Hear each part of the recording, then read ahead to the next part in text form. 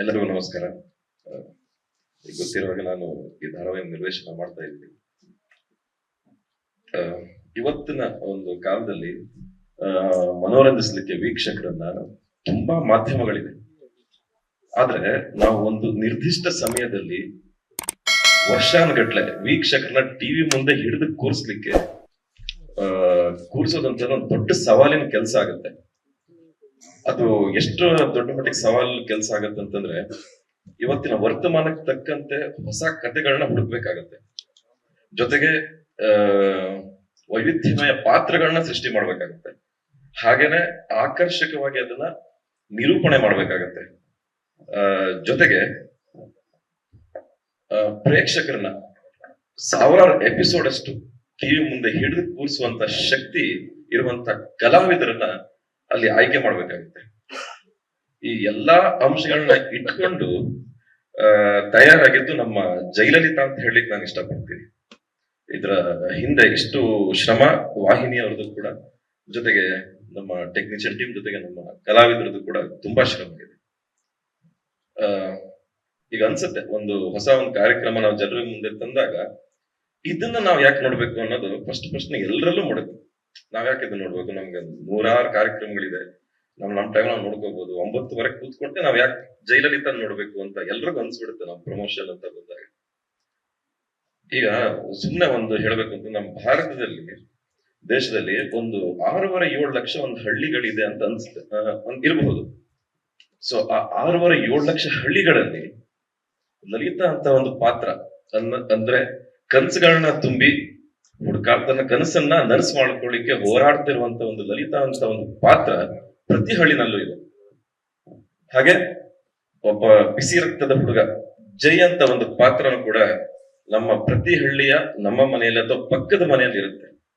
ಹಾಗೆ ಊರು ಉದ್ಧಾರ ಮಾಡ್ತೀನಿ ಅಂತ ತಾನು ಉದ್ಧಾರ ಆಗುವಂತ, ತನ್ನ ಮನೆನ ಉದ್ಧಾರ ಮಾಡುವಂತ ಒಬ್ಬ ಸ್ವಾರ್ಥಿ ಅಂತ ಒಂದು ಪಾತ್ರನೂ ಕೂಡ ಪ್ರತಿಯೊಂದು ಹಳ್ಳಿನಲ್ಲೂ ಇರುತ್ತೆ.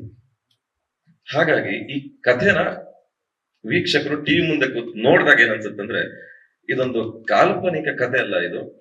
ಇದು ನಮ್ಮ ಊರಿನ ಒಬ್ಬ ವ್ಯಕ್ತಿ, ಒಬ್ಬ ಹುಡುಗಿ, ಒಬ್ಬ ಹುಡುಗ, ನನ್ನ ಮನೆಯ ಯಾರೊಬ್ಬ ಸದಸ್ಯ ಅಥವಾ ನನಗೆ ಗೊತ್ತಿರೋರು ಅಂತ ಅನ್ನಿಸ್ದಾಗ ಆ ಪಾತ್ರ ಜೊತೆಗೆ ಹೋಲಿಕೆ ಮಾಡಿದಾಗ ಏನಾಗುತ್ತೆ ಅಂದ್ರೆ, ಅವರು ಇದ್ದಕ್ಕಿದ್ದಾಗೆ ಕಥೆಯ ಜೊತೆಗೆ ಕನೆಕ್ಟ್ ಆಗ್ತಾ ಹೋಗ್ತಾರೆ. ಹಾಗಾಗಿ ಈ ಧಾರಾವಾಹಿ ಅವ್ರಿಗೆ ಇಷ್ಟ ಆಗತ್ತೆ ಅಂತ ನಾನು ಹೇಳಿಕ್ ಇಷ್ಟಪಡ್ತೀನಿ. ಈಗ ಸರ್ ಹೇಳಿದಾಗೆ ಇದು ರೆಗ್ಯುಲರ್ ಅತ್ತೆ ಸೊಸೆ ಕಥೆ ಅಲ್ಲ. ಇದು ಅಂದ್ರೆ ಆಕೆ ಮದುವೆಗೆ ಬಂದಿದ್ದಾಳೆ ಮನೆಗೆ ಅಂತ ಅನ್ಸಿದ ತಕ್ಷಣ ಇದು ಕಿಚನ್ ಡ್ರಾಮಾ ಬರಲ್ಲ. ಇಲ್ಲಿ ಮುಂದೆ ಇನ್ನು ಬೇರೆ ಬೇರೆ ರೀತಿ ಆಯಾಮಗಳಲ್ಲಿ ಕಥೆ ಹೋಗುತ್ತೆ. ಈ ತರ ಒಂದು ಇಂಥ ಧಾರಾವಾಹಿನ ನಂಗೆ ನಿರ್ದೇಶನ ಮಾಡ್ಲಿಕ್ಕೆ ಅವಕಾಶ ಮಾಡಿಕೊಟ್ಟಂತಹ ವಾಹಿನಿಯವರಿಗೆ, ಜೊತೆಗೆ ವಿಶೇಷವಾಗಿ ಶಿಲ್ಪಾ ಮೇಡಮ್ ಅವ್ರಿಗೆ ನನ್ನ ಮೇಲೆ ನಂಬಿಕೆ ಇಟ್ಟು ನನಗೆ ತುಂಬಾ ನಂಬಿದ್ದಾರೆ. ಆ ನಂಬಿಕೆ ನಾನು ಉಳಿಸ್ಕೊತೀನಿ ಅಂತ ಪ್ರಯತ್ನ ಪಡ್ತೀನಿ. ಸೊ ಅವ್ರಿಗೆ ನಾನು ವಿಶೇಷವಾಗಿ ಧನ್ಯವಾದ ಹೇಳ್ತೀನಿ. ರಾಜ್ ಸರ್ ನಾನು ಧನ್ಯವಾದ ಹೇಳ್ತೀನಿ. ಸೊ ಹಾಗೆ ಇನ್ನೊಂದು ಏನಂತಂದ್ರೆ, ಇವಾಗ ಎಷ್ಟು ಒಂದು ಸ್ಕ್ರೀನ್ ಮೇಲೆ, ಪರದೆ ಮೇಲೆ ಈ ಧಾರಾವಾಹಿನ ನೋಡಿದಾಗ ಒಂದು ಶ್ರೀಮಂತಿಕೆ ಅಂತ ಮೂಡ್ ಬಂದಿದೆ. ಅದಕ್ಕೆ ಕಾರಣ ಏನು ಅಂತಂದ್ರೆ, ಮೇಡಮ್ ಅವ್ರು ಮೊದಲನೇದಾಗಿ ಹೇಳಿದಾಗೇನೆ ಒಬ್ರು ಕ್ರಿಯಾಶೀಲ ವ್ಯಕ್ತಿಗೆ ನಿರ್ಮಾಣ ಕೊಟ್ಟಾಗ ಏನಾಗತ್ತೆ ಅನ್ನೋದಕ್ಕೆ ಇದೇ ಸಾಕ್ಷಿ. ಅಂದ್ರೆ ಅಲ್ಲಿ ಏನಾಗತ್ತೆ ಅಂತಂದ್ರೆ, ನಾವು ಕಿರುತೆರೆಯಲ್ಲಿದ್ದವರು, ನಮ್ಗೆ ಒಂದು ಚೌಕಟ್ಟಿರುತ್ತೆ ನಾವು ಕೆಲಸ ಮಾಡುವಾಗ. ಅದು ಸಮಯ ಆಗಿರ್ಬೋದು ಅಥವಾ ಬಂಡವಾಳ ಆಗಿರ್ಬೋದು. ಆ ಚೌಕಟ್ಟು ಒಳಗಡೆಗೆ ನಮ್ಗೆ ಕೆಲಸ ಮಾಡ್ಲಿಕ್ಕೆ ಹೇಳ್ತಾರೆ. ಅದೇ ನಮ್ಗೀಗ ನಮ್ಮ ಅದೃಷ್ಟ ಏನು ಅಂತಂದ್ರೆ, ಬರಹಗಾರರಿಗೆ ನಿರ್ಮಾಣ ಕೊಟ್ಟಿದ್ದಕ್ಕೆ ನಮ್ಗ ಚೌಕಟ್ಟು ಬಿದ್ದೇ ಇಲ್ಲ, ನಮ್ಗೆ ಆ ಗೆರೆನೆ ಬಿದ್ದಿಲ್ಲ. ಇವರೇ ಹೇಳ್ತಾರೆ, ನಾವ್ ಒಂದ್ ಸೀನ್, ಒಂದ್ ನ್ಯಾಯ ಕೊಡ್ಬೇಕು ಒಂದ್ ಸೀನ್ಗೆ ಅಂತಂದ್ರೆ ಒಂದ್ 2 ಲಕ್ಷ ಖರ್ಚಾಗತ್ತೆ ಅಂದಾಗ ಇವರು 2 ಲಕ್ಷ, ನಾನು 4 ಲಕ್ಷ ಬರ್ದ್ಬಿಟ್ಟಿದ್ದೀನಲ್ಲ ಆಲ್ರೆಡಿ ಸೀನ್ ಅಂತ ಹೇಳ್ಬಿಡ್ತಾ ಇದ್ರು. ಸೊ ಅಷ್ಟು ಉದಾರವಾಗಿ ಈ ಧಾರಾವಾಹಿಗೆ ಲೊಕೇಶನ್ ಆಗಿರ್ಬೋದು, ಆರ್ಟಿಸ್ಟ್ಗಳ ವಿಚಾರ ಆಗಿರ್ಬೋದು, ಅಥವಾ ಸೀನ್ ಬೇಕಾಗುವಂತ ಎಲ್ಲಾ ರೀತಿಯ ಪ್ರಾಪರ್ಟೀಸು ಅಥವಾ ಸೆಟ್, ಇದಕ್ಕೆ ಸಂಪೂರ್ಣವಾದ ಖರ್ಚನ್ನ ನಾವು ಕೇಳದೇನೆ ಮತ್ತು ಕೇಳಿದಕ್ಕಿಂತ ಹೆಚ್ಚಾಗಿ ಖರ್ಚು ಮಾಡಿದ್ದು ನಮ್ಮ ನಿರ್ಮಾಪಕರು. ಹಾಗಾಗಿ ಇದು ಇಷ್ಟು ಶ್ರೀಮಂತಿಕೆಯಿಂದ ಬಂದಿದೆ ಅಂತ ಹೇಳಿಕ್ಕೆ ನಾನು ಇಷ್ಟಪಡ್ತೀನಿ. ಜೊತೆಗೆ ಥ್ಯಾಂಕ್ ಯು ಸರ್, ಅವಕಾಶ ಕೊಟ್ಟಿದ್ದಕ್ಕೆ ಥ್ಯಾಂಕ್ ಯು. ಇನ್ನೊಂದು 2 ಸಣ್ಣದಾಗ ಮಾತಾಡ್ತೀನಿ, ಅನುಭವದಲ್ಲಷ್ಟೇನೆ. ಈ ಕತೆ ಜಯಲಲಿತಾ ಕತೆ ನಿರ್ಮಾಣ ಅಂದ್ರೆ ಪ್ಲಾನ್ ಆಗಿ ಒಂದು ಫ್ಯಾಮಿಲಿ ಟ್ರೀ ಅಂತ ರೆಡಿ ಆದಾಗ ಅಲ್ಲಿ ಲಲಿತಾ ಅಂತ ಒಂದು ಪಾತ್ರ ಬರುತ್ತೆ. ಲಲಿತಾ ಪಾತ್ರ ಯಾರು ಮಾಡೋದು ಅಂತ ಒಂದು ಹುಡುಕಾಟ ಶುರು ಆಯ್ತು. ಯಾರು ಮಾಡೋದು ಅಂತ ಒಂದು ಚರ್ಚೆ ಆಯ್ತು. ಯಾಕಂತಂದ್ರೆ ಆ ಕ್ಯಾರೆಕ್ಟರ್ ಹೇಗಿರ್ಬೇಕು ಅಂತಂದ್ರೆ ನಿಜ ಜೀವನದಲ್ಲೂ ಕೂಡ ಒಂದು ಪಟಾಕಿಗೆ ನಾಲ್ಗೆ ಇದ್ರೆ ಹೆಂಗಿರುತ್ತಪ್ಪ ಹಂಗಿರ್ಬೇಕು. ಅಷ್ಟು ಸೌಂಡ್ ಮಾಡಬೇಕು, ಪಾದರ್ಸದಂತಹ ಗುಣ ಇರ್ಬೇಕು. ಸೊ ಆತರ ಹುಡುಕ್ತಾ ಇದ್ದಾಗ ನಮ್ಗೆ ಸಿಕ್ಕಿದ್ದು ಮನಸ್ವಿ ಅವರು. ಮನಸ್ವಿ ಅವ್ರು ಸಿಕ್ಕಿ ಅವ್ರನ್ನ ಲುಕ್ ಟೆಸ್ಟ್ ಮಾಡಿ 2 ಡೈಲಾಗ್ ಹೇಳ್ತಿದ್ದಾಗ ಗೊತ್ತಾಯ್ತು ಇದು ಪಕ್ಕ ಅಳತೆ ತಗೊಂಡು ಹೊಲ್ದಿರೋ ಬಟ್ಟೆನೆ ಅಂತ ಈ ಪಾತ್ರಕ್ಕೆ. ಸೊ ಅಷ್ಟರ ಮಟ್ಟಿಗೆ ಅವರು ಆ ಪಾತ್ರಕ್ಕೆ ಹೊಂದಾಣಿಕೆ ಆದ್ರು, ಜೊತೆಗೆ ನನ್ನ ಮೇಲಿರುವಂತಹ ಒಂದು ದೊಡ್ಡ ಭಾರನ ಇಳಿಸ್ಬಿಟ್ರು ಒಂದೇ ಸಲಕ್ಕೆ. ಹಾಗಾಗಿ ನನಗೂ ಕೂಡ ಅಷ್ಟು ಸುಲಭವಾಗಿ ನಾನು ಆ ಪಾತ್ರವನ್ನ ನಿರ್ದೇಶನ ಮಾಡ್ಲಿಕ್ಕೆ ನನ್ಗೆ ಅವಕಾಶ ಆಯ್ತು. ಎರಡನೇ ನಮ್ ಜೈ ಬಗ್ಗೆ ಹೇಳ್ಬೇಕು ಅಂತಂದ್ರೆ, ಜೈ ನೀರಿದ್ದಾಗೆ ಏನಂತಂದ್ರೆ ನಮ್ಗೆ ತಲೆನೋವೇ ಆಗಿಲ್ಲ ಜೈ ಪಾತ್ರ. ಯಾವ ಪಾತ್ರ ಹಾಕಿದ್ರು ಆ ಆಕಾರಕ್ಕೆ ಬಂದ್ಬಿಟ್ಟಿರೋ ಜೈ. ಸೊ ಹಾಗಾಗಿ ಅಷ್ಟು ಸುಲಭವಾಗಿ ಪ್ರತಿಯೊಂದು ಪಾತ್ರಕ್ಕೂ ಅವ್ರು ಹೊಂದಾಣಿಕೆ ಆಗ್ಬಿಟ್ರು. ಹಾಗಾಗಿ ಜೈ ಪಾತ್ರನೂ ಕೂಡ ತುಂಬಾ ಆರಾಮಾಗಿ ಹೋಯ್ತು. ನೆಕ್ಸ್ಟ್ ನಮ್ಗೆ ಇದ್ದಂಥದ್ದು ಪುರಾಣಿಕ್ ಸರ್ ಹೇಳಿದ್ದಾರೆ. ಸೊ ನನ್ನ ಅನುಭವದಲ್ಲಿ ನನ್ನ ಆಂಗಲ್ ಅದೊಂದು ಮಾತು ಹೇಳ್ಬಿಡ್ತೀನಿ.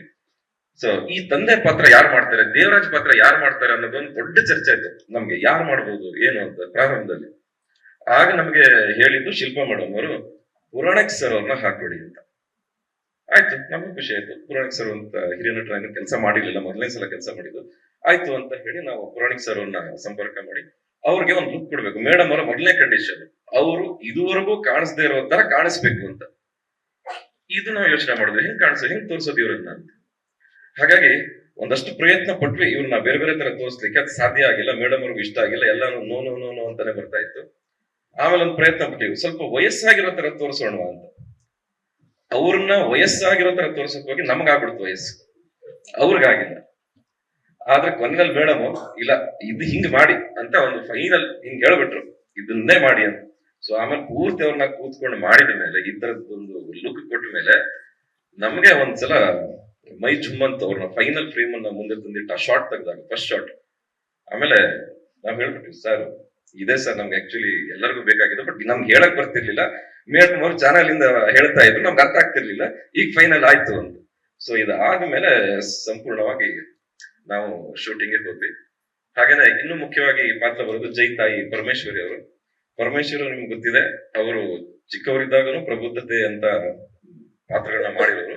ಹಾಗೆ ತುಂಬಾ ವಿಭಿನ್ನವಾಗಿ ಎಲ್ಲಾ ಪಾತ್ರಗಳನ್ನು ಅವ್ರು ಮಾಡಿರೋದ್ರಿಂದ ಅವ್ರಿಗೆ ಸವಾಲ್ ಅದು, ನಮಗಿಲ್ಲ. ಯಾಕಂತಂದ್ರೆ ಅವ್ರು ತುಂಬಾ ಪಾತ್ರಗಳನ್ನ ಮಾಡಿದ್ದಾರೆ. ಹಾಗಾಗಿ ಇದನ್ನ ಇನ್ನು ವಿಭಿನ್ನವಾಗಿ ಮಾಡ್ಬೇಕು ಅನ್ನೋದು ಅವ್ರಿಗೆ ಸವಾಲಿನ ಪಾತ್ರ ಅದು.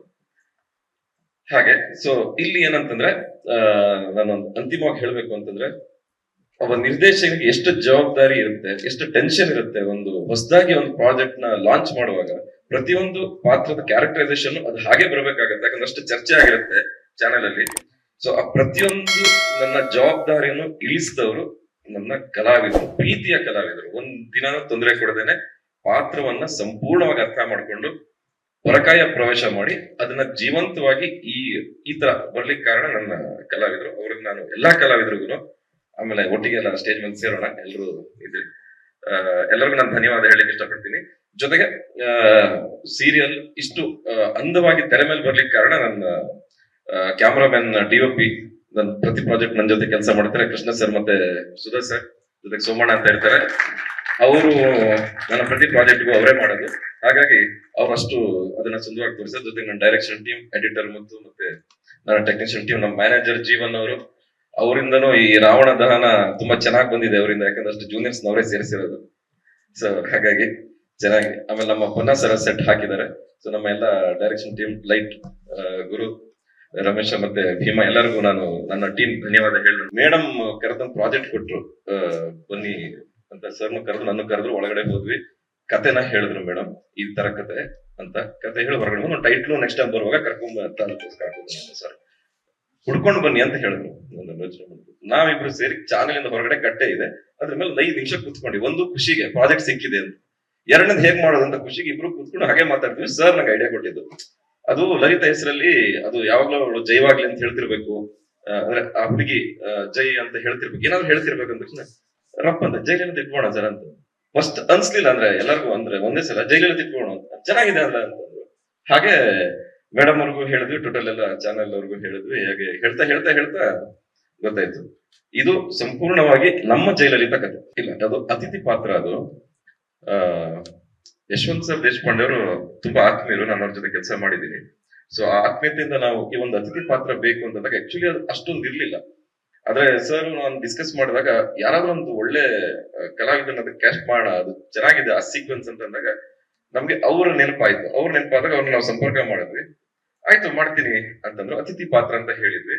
ಅವರು ಬಂದು ನಮ್ ಜೊತೆಗೆ ತುಂಬಾ ಸಹಕಾರ ನೀಡಿ ಆ ಪಾತ್ರನ ಅಷ್ಟು ಚೆನ್ನಾಗಿ ಮಾಡಿ ನಾವು ಪೂರ್ಣ ಮಾಡಿ ಕೊಟ್ಟಿದ್ರು. ಅದಾದಂತ ಕೆಲವೇ ದಿನ ನಂತರ ಅವ್ರದ್ದು ಆ ಸುದ್ದಿ ಕೇಳಿ ನಮ್ಗೆ ನಮ್ಮ ಇಡೀ ತಂಡಕ್ಕೂ ಕೂಡ ಬಹಳ ದುಃಖ ಆಗಿತ್ತು.